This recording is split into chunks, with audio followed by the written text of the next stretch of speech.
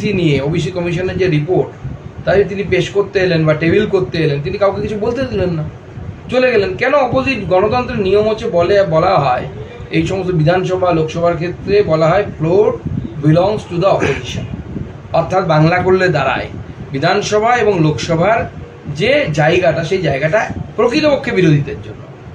এবং আমরা লোকসভাতে সেটা দেখতে পাই, বিরোধীরা বক্তব্য রাখতে চাইলে বক্তব্য রাখেন, বহুবার দেখেছি আমরা। সেই বক্তব্য লাইভ টেলিকাস্ট করা হয়। পশ্চিমবঙ্গ বিধানসভার কি ততই বড় অবস্থা? এগিয়ে বাংলার কথা শুনি আমরা, পশ্চিমবঙ্গ হচ্ছে এখন ভারতবর্ষের হাতে গোনা সেই বিধানসভাগুলোর মধ্যে যাদের লাইভ টেলিকাস্ট হয় না।